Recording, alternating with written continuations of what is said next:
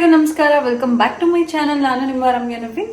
ಎಲ್ರಿಗೂ ಯುಗಾದಿ ಹಬ್ಬದ ಶುಭಾಶಯಗಳು. ಸೊ ನಾನು ವ್ಲಾಗ್ನ ಒಂದಿನ ಲೇಟಾಗಿ ಅಪ್ಲೋಡ್ ಮಾಡ್ತಾ ಇದ್ದೀನಿ. ಸೊ ಲೇಟಾಗಿ ವಿಷಸ್ನ ತಿಳಿಸ್ತಾ ಇದ್ದೀನಿ, ಅಡ್ಜಸ್ಟ್ ಮಾಡ್ಕೊಳ್ಳಿ. ಯುಗಾದಿ ಹಬ್ಬದ ವ್ಲಾಗ್ ಇವತ್ತು. ಸೊ ಎಸ್, ನೀವು ನನ್ನ ಔಟ್ಫಿಟ್ನ ನೋಡ್ತಿರ್ಬೋದು.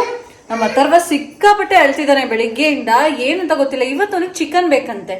ಇವತ್ತು ಹಬ್ಬದ ದಿನ ಯಾವ ಚಿಕನ್ ತಿಂತೀಯ ಅಥರ್ವ? ಜೆಮ್ಸ್ ಬೇಕಂತೆ ಈಗ. ಆಮೇಲೆ ಕಿಟ್ ಕ್ಯಾಟ್, ಆಮೇಲೆ ಇಲ್ಲ ಬೈಲಿ.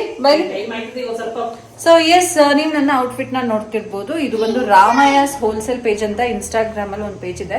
ಆ ಪೇಜ್ ಇಂದ ತರಿಸಿರೋಂಥದ್ದು ಮಿನಿ ಮೈಸೂರು ಸಿಲ್ಕ್. ಸೊ ಇವರಲ್ಲಿ ಹೋಲ್ಸೇಲ್ ಪ್ರೈಸ್ ಅಲ್ಲಿ ಸ್ಯಾರೀಸ್ ನ ಕೊಡ್ತಾರೆ. ಹೇಳು, ಹೊಸ ಬಟ್ಟೆ ಈಗ ನಾವು ಎಡೆ ಮಾಡ್ಬೇಕು. ಸೊ ಅದಕ್ಕೆಲ್ಲ ರೆಡಿ ಮಾಡ್ಕೋಬೇಕು. ಇರು, ಇನ್ನು ಜ್ಯುವೆಲ್ರಿ ತಾನ್ವಿ ಫ್ಯಾಷನ್ 4 ಅಂತ ತೋರಿಸಿದ್ನಲ್ಲ, ಅದೇ ಜ್ಯುವೆಲ್ರಿ ಹೇಗೆ ಕಾಣ್ತಿದೆ ಏನು ಅಂತ ಕಮೆಂಟ್ ಮಾಡಿ. ನಮ್ಮಮ್ಮ ಇನ್ನು 2 ನಿಮಿಷ ನಾನು ಹಿಂಗೆ ಆಡ್ತಾ ಇದ್ರೆ ಸರಿಯಾಗಿ ಬೈತಾರೆ. ಬಮ್ಮ ಮಾಡೋಣ. ಅದೇನು ಚಟಾರ್ ಪಟಾರ್ ಅಂತ ಹೊಡಿಯೋದೆ. ಸೊ ಎಡೆಗೆಲ್ಲ ರೆಡಿ ಮಾಡ್ಕೊಬೇಕು. ಸಬ್ಸ್ಕ್ರೈಬ್ ಮಾಡ್ಕೊಂಡೆ ನೋಡ್ತಾ ಇದ್ರೆ ದಯವಿಟ್ಟು ಸಬ್ಸ್ಕ್ರೈಬ್ ಮಾಡ್ಕೊಳ್ಳೋದನ್ನ ಮರಿಬೇಡಿ. ಹಾಗೆ ಒಂದು ಬ್ಲಾಗ್ ನಿಮ್ಗೆ ಇಷ್ಟ ಆದ್ರೆ ಲೈಕ್ ಮಾಡಿ, ಕಮೆಂಟ್ ಮಾಡಿ, ಶೇರ್ ಮಾಡಿ. ಶೇರ್ ಅನ್ನ ಚಿಕನ್ ತಿನ್ಬೇಕೀಗ ಅವನು. ಏನ್ ಮಗ್ನೆ ಸಮಾಧಾನ ಆದ? ಹೊಟ್ಟೆ ಹಸಿತಿದ್ಯಾ? ಹೊಟ್ಟೆ ಹಸಿತಿದ್ಯಾ? ಈಗ ಗಂಧ ಇಟ್ಕೊ. ಗಂಧ ಮತ್ತೆ ಇಟ್ಬಿಟ್ಟು ಅರ್ಶನ ಮಾಡ್ಬಿಟ್ಟು ಈಗ ಗಂಧ ಇಡು. ಅಯ್ಯೋ ಅದೇನಿದ ಕಲರ್ ಅದು. ಗಂಧ ಬಿಡು, ಇಟ್ಟಿದ್ದೀನಿ. ಗಂಧ ಇಟ್ಟಿದ್ದೀನಿ.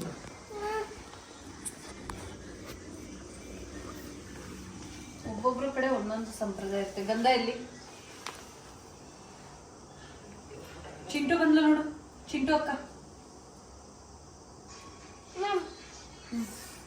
ಬೇಡ ಮಗ್ನೆ, ಸುಮ್ನಿರು. ತಗಮ್ಮ. ಇದೊಂದು ಬಟ್ಟೆ ಕೊಡು, ಇಲ್ಲಿ ಇದಾಗಿರೋದನ್ನ ಒರ್ಸ್ಕೊತೀನಿ.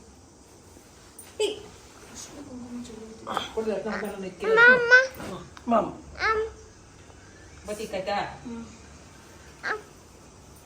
ಒಂದ್ ಬಿಳಿ ನೀರು ಇಟ್ಬಿಟ್ಟು ಒಂದೇ ಒಂದು ಹೂ ಹಾಕ್ಬೇಕಂತೆ. ಹೌದಾ? ನಾನೇನೋ ಇಲ್ಲಿ ಚೊಂಬುಗೆ ಅದೇನೋ ಹೂ ಹಾಕ್ಬೇಕಲ್ಲ, ಹಂಗ ಹಾಕ್ಬೇಕು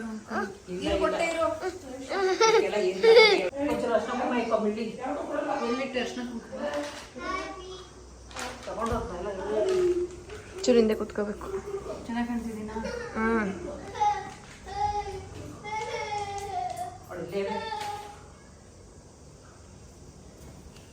ಅಲ್ಲಿ ಕುತ್ಕೊಳ್ಳಿ, ಅಲ್ಲಿ ಅಕ್ಕನ ಪಕ್ಕ. ಆ ಕಡೆ ಹೋಗು. ಹಟ್ಟಗಾರ ಎಂದ್ಲಾಯ್ತದೆ ಕಣೋ, ಬೀಳಿಸ್ತೀಯ ನೀನು.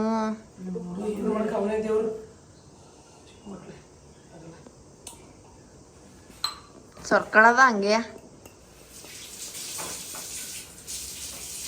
ಹೂವೆಲ್ಲ ಹೂ ಕೊಡು. ಸರಿ ಬಿಡು, ಚಿಟ್ಟು ತಗೊಳ್ತೀನಿ.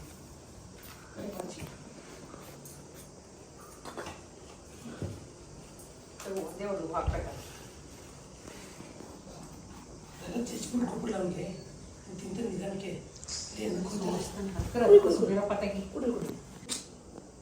ಆ ಕಡ್ಡಿ ಎಸ್ಬಿಡು.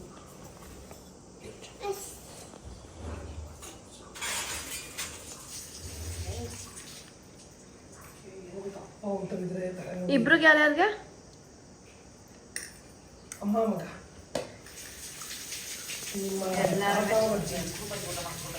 ಕೊಡಮ್ಮ.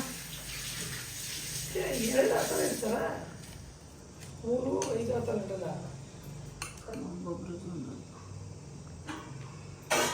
ಏನಮ್ಮ ನಮ್ಮ ಡ್ಯಾಡಿ ಇಷ್ಟಿಷ್ಟೇ ಹಾಕ್ಬಿಡೋದು ಮಗಳು ಅನ್ಕೊಬಿಟ್ಟು. ಊಟ ಮಾಡ್ತಾರೆ. ಹಾಕು, ಅದೇ ಯಾಕೆ ಇದು ಮಾಡ್ತೀಯ?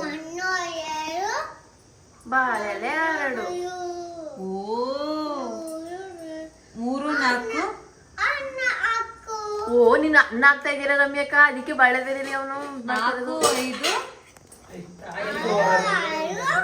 ಅನ್ನ ಸಾರು 7, 8. ಅವ್ರು ಲೆಕ್ಕ ಉಂಟು.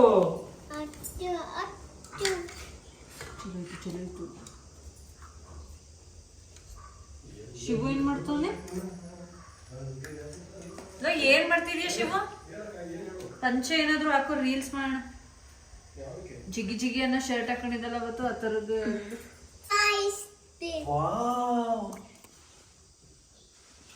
ನನ್ ರಜನೆ ಮುಗ್ದೋಯ್ತಲ್ರ 1.5 ತಿಂಗಳು.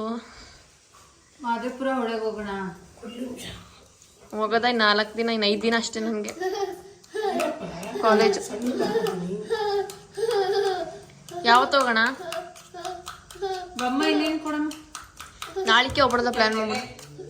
ಒಬ್ಬಟ್ಟು 2 ಹಾಕ್ಲಾ? ಎಲೆ ಅಡಿಕೆ ಆ ತೊಟ್ಟು ಮುರಿ ಬಾಳೆ. ಎಲ್ಲಿ?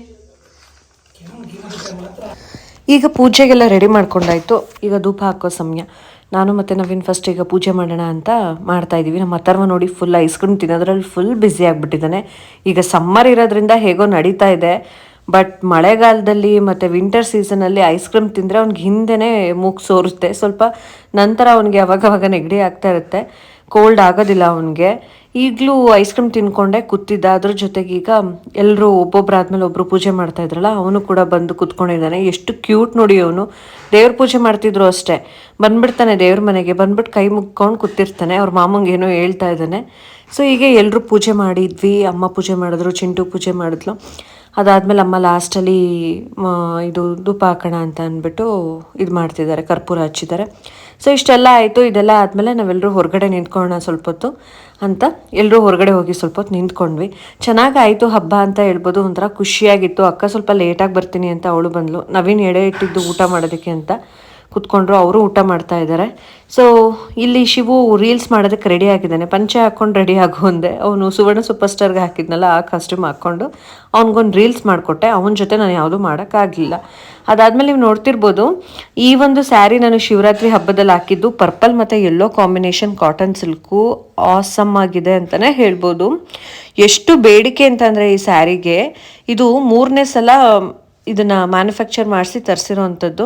ಆಲ್ಮೋಸ್ಟ್ ಒಂದು 200 ಸೀರೆ ಸೋಲ್ಡ್ ಔಟ್ ಆಗಿದೆ ಈ ಥರದ್ದು ಸ್ಯಾರೀಸು.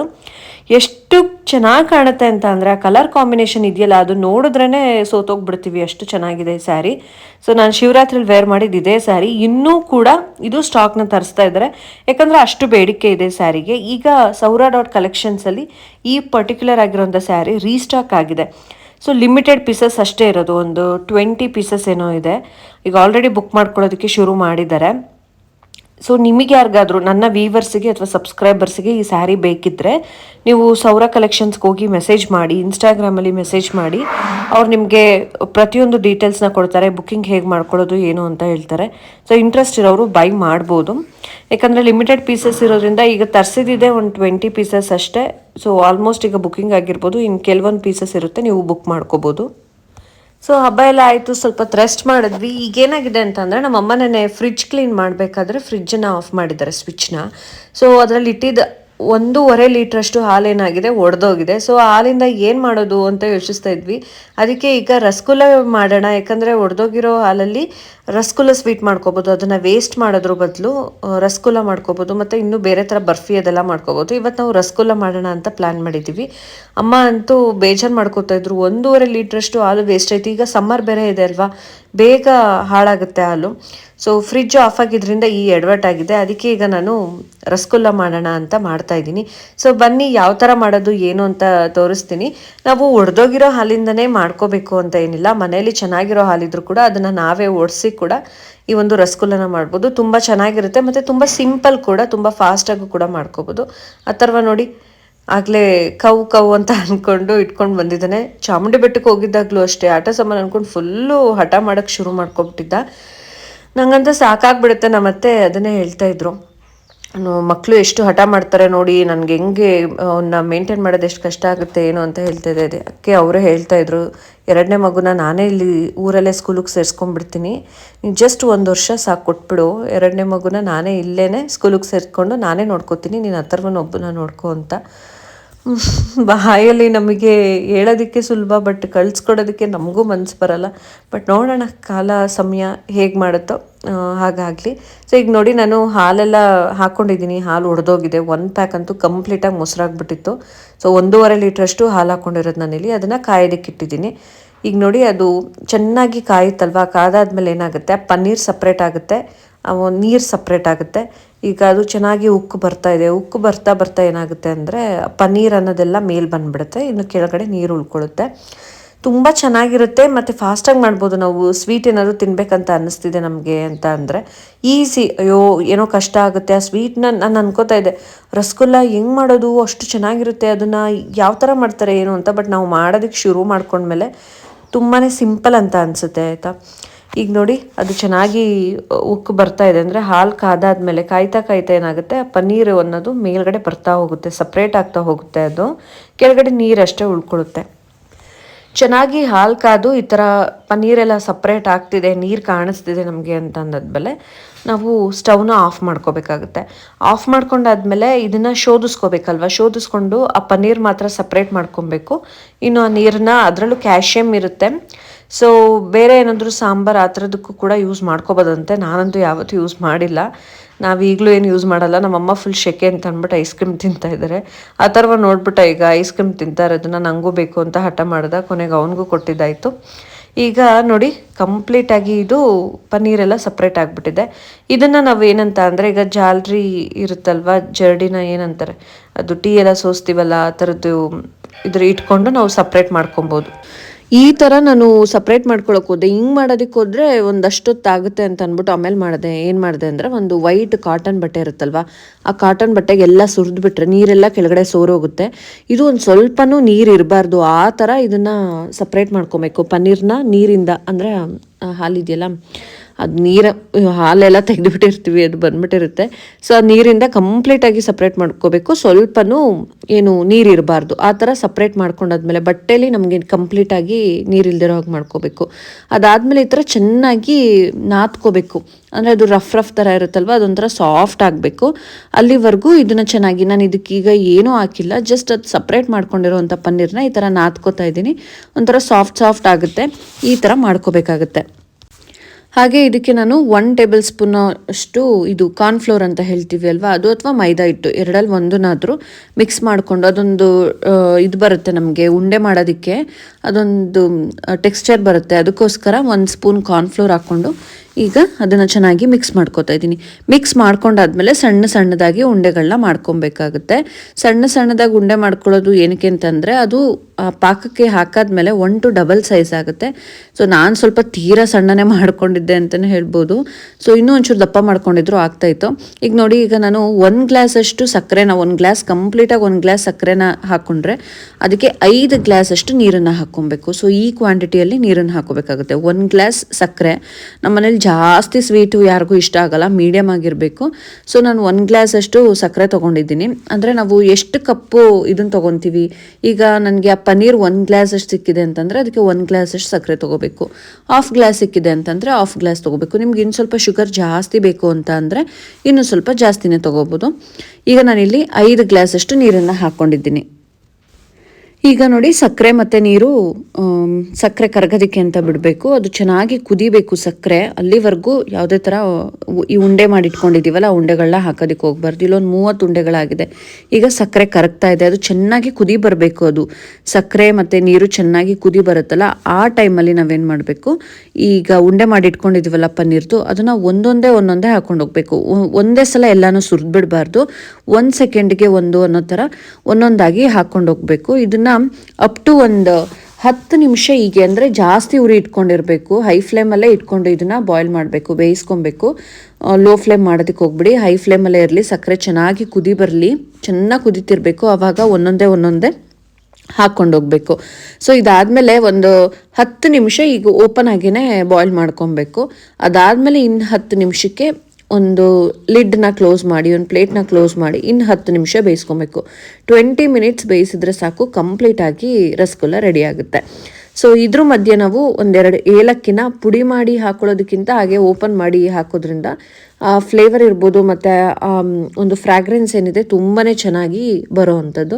ಈಗ ನೋಡಿ ಸೈಜ್ ಎಷ್ಟಿದೆ ಅಲ್ವಾ, ಈಗ ನೋಡಿ ಒಂದು 10 ನಿಮಿಷ ಬೆಂದಿರೋದಿದು, ಎಷ್ಟು ಚೆನ್ನಾಗಿ ಎಷ್ಟು ದಪ್ಪದಾಗಿ ಎಷ್ಟು ಚೆನ್ನಾಗಿ ಕಾಣ್ತಾ ಇದೆ. ಇದಕ್ಕೆ ಹೇಳಿದಾಗೆ ಒಂದೆರಡು ಏಲಕ್ಕಿನ ಹಾಕ್ಕೊಂಡಿದ್ದೀನಿ ನಾನು, ತುಂಬಾ ಒಳ್ಳೆ ಫ್ಲೇವರ್ ಕೊಡುತ್ತೆ. ಸೊ ಎಷ್ಟು ಚೆನ್ನಾಗಾಗಿದೆ ನೋಡಿ. ನಾನು ಆಗಲೇ ಹೇಳಿದಾಗೆ 10 ನಿಮಿಷ ಓಪನ್ ಆಗಿ ಬಾಯ್ಲ್ ಮಾಡಿಕೊಂಡು ಇನ್ನು 10 ನಿಮಿಷ ಇದ್ರ ಮೇಲೆ ಒಂದು ಪ್ಲೇಟ್ನ ಕ್ಲೋಸ್ ಮಾಡಿ ಬಾಯ್ಲ್ ಮಾಡೋದ್ರಿಂದ ನಿಮಗೆ ಕರೆಕ್ಟಾಗಿ 20 ನಿಮಿಷದಲ್ಲಿ ಪರ್ಫೆಕ್ಟ್ ಆಗಿರೋ ರಸಗುಲ್ಲ ತಿನ್ನೋದಕ್ಕೆ ರೆಡಿ ಆಗುತ್ತೆ. ಈಗ ನೀವು ನೋಡ್ತಾ ಇದ್ದೀರಾ ನೋಡಿ ಎಷ್ಟು ಚೆನ್ನಾಗಿ ದಪ್ಪದಾಗಿ ಆಗಿದೆ. ಅದು ಸೈಜು ನಾವು ಏನು ಹಾಕಿರ್ತೀವಿ ಅದ್ರ ಡಬಲ್ ಸೈಜ್ ಆಗಿರುತ್ತೆ. ಸೊ ಉಂಡೆ ಕಟ್ಟಬೇಕಾದ್ರೆ ಸ್ವಲ್ಪ ನೋಡಿಕೊಂಡು ನಾವು ಸೈಜನ್ನ ಹಾಕ್ಕೋಬೇಕಾಗುತ್ತೆ. ಸೊ ನಾನಂತೂ ಕಾಯ್ತಾ ಇದ್ದೀನಿ ಯಾವ ಥರ ಆಗುತ್ತೆ ಏನು ಅಂತ ಅಂದ್ಬಿಟ್ಟು. ಈ ನೋಡಿ ಒಡೆದೋಗಿರೋ ಹಾಲಲ್ಲಿ ಇಷ್ಟೊಂದು ಚೆನ್ನಾಗಿರೋ ಸ್ವೀಟನ್ನ ಮಾಡ್ಬೋದು ಅಂತ ಅಂದರೆ ಎಷ್ಟಲ್ವಾ. ಸೊ ನೀವು ಅಷ್ಟೇ ಟ್ರೈ ಮಾಡಿ. ಈಗ ಹಾಲು ಒಡೆದೋಗಿರಲ್ಲ ಆದರೂ ಕೂಡ ನಾವು ರಸಗುಲ್ಲ ಮಾಡ್ಕೊಂಡು ತಿನ್ನಬೇಕು. ಅವಾಗ ಏನು ಅಂತಂದರೆ ಹಾಲು ಕಾಯ್ತಾ ಇರುತ್ತಲ್ವ, ಆಗ ಇನ್ನೇನು ಕಾಯ್ತಾ ಇದೆ ಅನ್ನೋ ಟೈಮಲ್ಲಿ ಒಂದು ಅರ್ಧ ಹೋಳು ನಿಂಬೆ ರಸನ ಹಿಂಡ್ಬಿಟ್ರೆ ಹಾಲು ಒಡೆದೋಗುತ್ತೆ. ಸೊ ಹಾಗೂ ಮಾಡ್ಕೋಬೋದು. ಈಗ ಇದು ಬೆಂದಿದೆ ಇಲ್ಲ ಅಂತ ಹೇಗೆ ಚೆಕ್ ಮಾಡೋದು ಅನ್ನೋದಾದರೆ ನೋಡಿ, ಒಂದು ಬೌಲಲ್ಲಿ ವಾಟರ್ನ ತೊಗೊಂಡು ಅದಕ್ಕೆ ನಾನು ರಸಗುಲ್ಲನ ಹಾಕ್ತೆ. ಅದು ಕಂಪ್ಲೀಟಾಗಿ ಒಳಗಡೆ ಹೋಗಿ ಕೂತ್ಕೊಂತು ಅಂದರೆ ಅದು ಬೆಂದಿದೆ ಅಂತ. ಅದು ಹಾಗೆ ಮೇಲ್ಗಡೆ ತೇಲ್ತಾ ಇದ್ದರೆ ಅದು ಇನ್ನೂ ಬೇಯಬೇಕು, ಬೆಂದಿಲ್ಲ ಅಂತ ಅರ್ಥ. ಸೊ ನಾವು ಈ ಥರ ಅಂಡರ್ಸ್ಟ್ಯಾಂಡ್ ಮಾಡ್ಕೊಬೇಕು. ಈಗ ಅದು ಕಂಪ್ಲೀಟಾಗಿ ಆಗಿದೆ. ಸೊ ಈ ಒಂದು ರೆಸಿಪಿ ನಿಮಗೂ ಇಷ್ಟ ಆಗುತ್ತೆ. ಟ್ರೈ ಮಾಡಿ ಹೇಗೆ ಬಂತು ರಸಗುಲ್ಲ ಅಂತ ನನಗೆ ಕಮೆಂಟ್ ಸೆಕ್ಷನಲ್ಲಿ ಕಮೆಂಟ್ ಮಾಡೋದನ್ನ ಮರಿಬೇಡಿ. ಸೊ ಎಲ್ಲರೂ ಕೂಡ ಟೇಸ್ಟ್ ಮಾಡಿದ್ರು, ತುಂಬಾ ಚೆನ್ನಾಗಾಗಿತ್ತು. ಮತ್ತೆ ನಾನು ನೆಕ್ಸ್ಟ್ ಬ್ಲಾಗಲ್ಲಿ ಸಿಗ್ತೀನಿ. Thank you.